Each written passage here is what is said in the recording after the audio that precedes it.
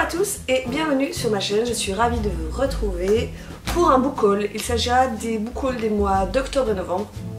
J'ai préféré tout grouper parce que j'ai ralenti un peu les services presse, mais on est beaucoup moins demandé, donc j'ai beaucoup moins de choses à vous présenter. Et puis je me suis aussi un peu calmée sur les achats parce que mon but c'est de faire diminuer ma palle. Mais vous allez voir, j'ai reçu du lourd, du très lourd, et on voit ça tout de suite. Alors je vais commencer, on va commencer peut-être par les achats. Alors j'ai été hyper raisonnable, j'ai fait une petite commande Gibert avec ma cagnotte et je me suis pris 4 bouquins. 2 romans et 2 documentaires, enfin vous allez voir. Les romans sont déjà lus et chroniqués. Donc j'avais pris Viol, une histoire d'amour de Joyce Carol Oates, c'est aux éditions Philippe Ray. Moi j'ai choisi cette édition parce qu'elle est très belle. C'était pour mon club de lecture. Voilà, le book club, c'était de lire, le thème c'était lire un livre de cet auteur, de cette autrice que j'aime beaucoup. Vous pouvez retrouver mon avis en vidéo sur la chaîne ou bien sur le blog. J'avais adoré cette histoire et j'invite tout le monde à lire cette histoire terrible, hallucinante, qui m'a laissé vraiment KO. Dans cette commande, je mettais aussi pour le Black November organisé par Séverine de Il est bien ce livre, qui est terminé. Shutter Island de Denis Lehane. Moi je l'ai pris en grand format parce qu'il coûtait vraiment pas cher sur Gilbert Joseph. Donc moi c'est aux éditions Rivage, mais en grand format. Il est bien sûr sorti en poche depuis de très nombreuses années. Shutter Island, j'avais bien sûr vu comme beaucoup d'entre vous le film qui m'avait énormément plu. Et j'avais envie de lire le livre parce que Séverine, pour elle, c'est un de ses bouquins préférés. Et en fait, bizarrement, je me rappelais plus vraiment du film. Alors, bien sûr, je me rappelais du twist final, mais j'en avais un vague souvenir. Et le fait d'avoir lu le livre, c'était waouh, génial. Si vous cherchez un bouquin qui se passe, donc un roman assez noir, basé sur la psychologie, qui se base dans les années, je crois que c'est les années 50, on est tout à fait dans cette ambiance-là aux États-Unis. Et c'était vraiment top au niveau de l'atmosphère, de l'ambiance, du twist final.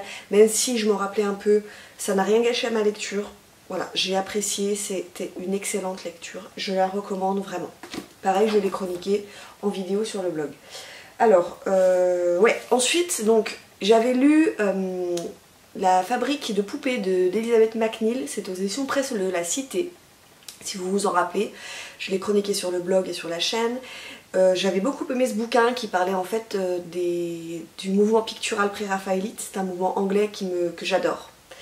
Et du coup je me suis trouvé ce petit bouquin, alors qui n'est plus édité, donc c'est une occasion.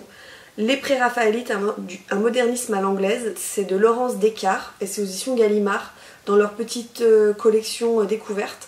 Et en fait on ne le trouve plus en librairie. J'étais allée en librairie pour demander des références sur les pré-raphaélites. Alors tous les livres d'art sont en anglais, moi je suis pas assez forte en anglais pour me heurter, me confronter à un livre d'art. J'en ai un déjà, un gros de livres d'art sur les pré-raphaélites qui est une référence. Et celui-ci, je le feuillette de temps en temps parce que ça explique vraiment bien. En fait, le but de ces collections, c'est vraiment de la découverte. Donc ça va vite, c'est rapide, ça va à l'essentiel, c'est efficace. Donc pour ceux qui ne connaissent pas le mouvement pré-raphaélite, je vais essayer de vous trouver quelque chose qui ressemble. Voilà.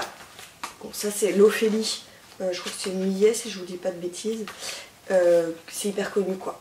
Ou c'est Waterhouse, je sais plus lequel c'est celui-ci. Voilà, ça c'est voilà, c'est ce genre donc ce sont des femmes qui sont peintes dans des décors, dans la nature, et le pré-raphaélite reprend de grandes scènes mythiques, historiques, surtout mythiques, légendaires. Et le dernier bouquin que je me suis acheté lors de cette commande Gibert, alors j'ai même pas, franchement j'ai pas eu le temps de regarder, il faudrait que je le pose sur ma table de nuit et que je le feuille de temps en temps. Il s'agit de la grande encyclopédie des elfes et autres petites créatures, secrets révélés par Pierre Dubois et illustrés par Claudine et Roland Sabatier, et c'est aux éditions Ebec. Voilà. J'espère que vous voyez bien. Ok. Donc en fait, il y a toute une collection. Moi j'ai pris les elfes d'occasion. Il y a aussi, je crois, les fées. Enfin, il y a des tas de choses. Alors c'est sympa. En fait, il va parcourir la mythologie des elfes à travers le monde, à travers toutes les mythologies, que ce soit la mythologie celte, la mythologie russe, la mythologie, moi je sais pas, japonaise, ou même indienne, puisque là je tombe sur des choses qui sont indiennes. Et puis à chaque fois, voilà comment ça se présente. Vous avez le petit personnage voilà, qui est présenté, son nom, un petit peu sa carte d'identité, et ensuite une histoire qui lui est liée. Voilà, c'est assez complet. Pierre Dubois, c'est vraiment la référence dans tout ce qui est mythologie du petit peuple. Je l'ai pas payé cher. Alors, déjà, neuf, il est à 20 euros. Moi, je sais plus, j'ai peut-être payé 11 euros. Puis il est en état nickel. Et vous les trouvez encore, ils sont encore édités en librairie. Donc, si ça vous intéresse, il y a vraiment toute une petite collection. Alors, il n'y a pas, là, ils mettent pas... Et à la fin, il y a toute une bibliographie. Donc, bibliothèque de grimoirie sur 4 pages. C'est énorme, quoi. Tout ce dont il s'est servi pour rédiger cette somme. Voilà, donc je regarderai ça d'un peu plus près. Je passe à quoi? Au service presse, j'en ai peu reçu, 3, ce qui est très raisonnable. Donc j'ai reçu d'abord de la part des éditions Marabout, la bande dessinée, enfin le roman graphique, Une vie de moche de François Bégodeau, et c'est illustré par Cécile Guillard. Je l'ai chroniqué déjà sur le blog et en vidéo. Voilà, les dessins sont assez spéciaux, hein. Il faut aimer le noir et blanc. Voilà. Enfin, c'est pas noir et blanc, c'est dans les tons un peu gris, marron. Donc ça raconte l'histoire de Guylaine qui se trouve moche, en fait. Elle se trouve moche. Moi je trouve pas qu'elle soit moche, elle n'est pas dessinée moche dans la bande dessinée. Et donc en fait elle nous raconte ce que c'est que de vivre dans une société où le paraître est c'est la priorité en fait. Hein. On le voit bien, hein, il suffit d'allumer la télé, il faut être beau pour voir de la télé. Enfin, il vaut mieux être beau. Et elle en plus, elle naît dans les années 70, donc elle va passer son adolescence plutôt dans les années 90. Vraiment, c'est l'explosion des top modèles. Je ne sais pas si vous vous rappelez, Claudia Schiffer, Naomi Campbell, etc. avec vraiment des canons de beauté qui étaient extraordinaires. Donc elle va développer des stratégies pour éviter de se sentir moche et pour trouver l'amour. Elle va miser sur l'humour du coup, voilà. Non, c'était sympa. C'est un peu tristounet quand même comme, comme BD, c'est assez mélancolique, mais c'était un joli moment. Et un bouquin qui a de belles réflexions. Je sais pas du tout où je vais mettre ça, j'ai trop de bazar. Ensuite, j'ai reçu de la part des presses de la Cité l'affaire Lord Spencer de Flynn Berry, c'est aux éditions de Presse de la Cité, comme je viens de le dire. Je vais que me répéter dans cette vidéo, c'est pas grave. Je suis fatiguée. Alors, j'ai lu, chroniqué, beaucoup aimé, contrairement à Laure Pouligny-Livresque qui n'a pas aimé du tout. On a vraiment des avis complètement opposés, mais c'est pas grave. Ouais, c'était une chouette lecture. Alors moi je le classerai pas dans les thrillers parce que vu la couve, ça fait un peu thriller avec le truc en rouge, là, le titre en rouge. Moi je le mettrais plutôt dans les romans noirs. On va suivre Claire qui est médecin et quand elle était jeune, elle a assisté à la tentative d'assassinat de son père sur sa mère. Sauf que c'est la nounou qui a été tuée. Bon, bref, il y a un truc à découvrir. Et en fait, elle est hantée par ce père qui a disparu, qui a pris la fuite, qui était lord, donc qui était noble. Et elle va décider de prendre un peu le taureau par les cornes et de mener sa propre enquête pour le retrouver. Et pour savoir ce qu'il est devenu, parce qu'en fait, elle vit complètement dans la peur. Elle a peur de le croiser à Londres, sur un trottoir, dans un magasin. Et donc, elle veut savoir ce qui s'est réellement passé cette nuit-là. Voilà, et c'était bien, parce que si vous aimez les ambiances English, de la haute société, moi j'ai adoré vraiment gratter un peu là le vernis et voir ce qui se passe quand eh bien, on gratte un peu et qu'on voit que finalement les gens ne sont pas ce qu'ils sont censés être. Donc c'était une chouette lecture. J'ai reçu également, alors ça voilà, je l'ai reçu là, je l'ai pas encore lu, il faut que je le lise, ça va être ma prochaine lecture. Le martyr des innocents de Tess Gerritsen, et c'est une enquête de Rizzoli et Iles, aux presses de la Cité toujours. Il y a encore le communiqué de presse. Alors c'est le 12e tome de la série Rizzoli and Iles que moi je ne connaissais qu'à la télé. Alors j'ai jamais vu la série, je sais que ça passait à la télé parce que je voyais la pub. Et c'est le 12e tome. Voilà. Donc là, 2 meurtres, 2 macabres mises en scène, un seul tueur. C'est plébiscité par Paula Hawkins qui est l'auteur de La fille du train. J'avais bien aimé mais sans plus. Ça se passe à Boston pendant les fêtes de fin d'année, donc je pense que Ouais, bah je pense que ça va bien le faire parce que fête de fin d'année, voilà, on va se faire un petit meurtre, ça va être sympa. Donc je crois que c'est tout pour les services presse. Ah, j'ai oublié un achat. Il y avait le salon du livre au mois d'octobre de Lambesc, c'est un salon du livre de l'imaginaire. J'ai fait qu'un achat, je vous montre. J'ai acheté le Crépuscule d'Aesir de Élie Darcos que j'aime beaucoup cette fille, elle est sympa, elle écrit bien. C'est les éditions Plume Blanche que je connais pas du tout, avec une petite dédicace bien sûr. J'adore la couverture, hyper mystérieuse, hyper belle. Nous sommes... j'ai pas trop envie de savoir en fait, donc je vais pas vous le dire. Non, on est plutôt dans de la mythologie, j'ai l'impression un peu... j'ai l'impression qu'elle s'est inspirée de la mythologie un peu nordique. Voilà, et puis il y a un complot. J'ai pas trop envie de savoir parce que ça a l'air super bien, et là je vais me le faire celui-ci. Mois de décembre, il y passe, c'est obligatoire. Ellie, c'est obligatoire, je le lis. Et je vous montre, alors après, ce ne sont plus des SP, ce ne sont plus des achats, ce sont des cadeaux. Ce sont des réceptions cadeaux, parce que je joue à tout là. Instagram, Facebook, tout ça. Je me dis, je joue, tant pis. Je perds le plus souvent. Parfois je gagne, là j'ai gagné. J'ai gagné 3 fois en 2 mois, c'est pas mal hein.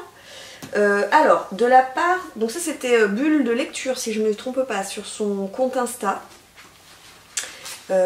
qui m'a envoyé, donc j'ai gagné, Meurtre sur la Madison de Keith McCafferty, c'est aux éditions Gallmeister dans leur collection Poche Totem, ils font toujours de jolis bouquins, avec un super beau marque-page, je sais pas si vous allez voir le marque-page, il va faire le point ou pas, voilà. Je déclare qu'il n'y a rien de plus agréable que la lecture, et c'est de Jane Austen, cette petite citation. J'avais oublié que j'avais le marque-page là-dessus. Alors, on va suivre, je sais même plus, donc ça se passe dans le Montana, et il y a un pêcheur qui récupère non pas une truite, mais un cadavre. Et donc, l'intrépide shérif Martha Hettinger, donc j'imagine que c'est une femme, qui va mener l'enquête. Donc... il va y avoir des meurtres et de la pêche à la mouche. C'est quand même hyper intéressant comme concept. Voilà, donc littérature des grands espaces. Là, je le lirai plutôt en 2020 celui-ci. Voilà, peut-être au printemps. Pour l'instant, j'en ai pas trop envie. Mais il a l'air super bien. Ensuite, alors j'ai gagné sur le compte, cette fois-ci de Séverine, il est bien ce livre, pendant le Black November. Toutes les semaines, elle mettait en jeu un petit lot. Et moi, je jouais chaque semaine et j'ai gagné un des lots, donc je suis super contente. Merci Séverine, je te fais de gros bisous, puisque j'ai gagné Mafioso de Ray Célestin aux éditions Le Cherche Midi. Il est super beau. Et j'ai trop hâte de le lire parce qu'en fait, elle en a fait une critique dithyrambique sur sa chaîne. Alors c'est le 3e tome, en fait, des enquêtes de je sais plus qui. Comment il s'appelle ? Enfin, je sais pas si c'est toujours le même bonhomme, mais en tout cas, c'est le 3e tome, et on peut les lire complètement indépendamment les uns des autres. Donc c'est le 3e, je vais le lire, il vient de sortir. Et voilà, j'ai trop hâte parce qu'elle a dit que c'était hyper bien écrit, et que c'était vraiment bien. Et en plus, on est dans les années 50, dans le New York des années 50, enfin 1947, juste après-guerre. Donc j'adore cette ambiance-là. Voilà, je le mets là. Et alors ensuite, j'ai gagné sur Facebook. Donc ça, c'est de la part des éditions Actes Sud que je remercie parce que vraiment, je m'attendais pas du tout à ça. Un énorme lot, j'ai gagné les 3 tomes. Alors je crois que le premier c'est celui-ci. Donc les 3 tomes, c'est la trilogie du Mississippi. Donc c'est Greg Iles, donc Brasier Noir, 1er tome, énormissime. 2e tome, mince, pas que je l'abîme, L'Arbre mort. 3e tome, Le sang du Mississippi qui vient de sortir. Donc je les remercie. On va être là avec un détective, un policier je crois, qui mène l'enquête sur le Ku Klux Klan. Donc on est aux États-Unis, vous l'avez compris, en Amérique, enfin, dans les États du Sud où la ségrégation raciale est toujours de mise, avec le lynchage des Noirs américains. Voilà, clairement, c'est énorme. Je vais les lire, c'est sûr. Je commencerai bien sûr par le 1er tome parce que là pour le coup il faut lire les 3 dans l'ordre. Il paraît que c'est excellent et je n'ai qu'une hâte, c'est de m'y plonger. Donc je reviendrai vite de vous en parler. Voilà, bah j'en ai partout, j'ai plus qu'à ranger. Je trouve que j'étais très raisonnable dans les achats et que j'ai eu beaucoup de chance pour Facebook et Instagram. N'hésitez pas à me laisser un petit pouce bleu, un petit commentaire, ça fait toujours plaisir, à partager ma vidéo. Je vous laisse, je vous souhaite de très belles lectures et puis je reviendrai pour je ne sais pas quoi, un bilan de lecture ou peut-être une vidéo parce que Séverine organise un December No Thriller. Donc pas de lecture de thriller roman policier en décembre. Donc peut-être que je vous ferai une petite vidéo là-dessus, je ne sais pas encore, j'ai pas décidé. Voilà. En attendant, je vous fais de très gros bisous.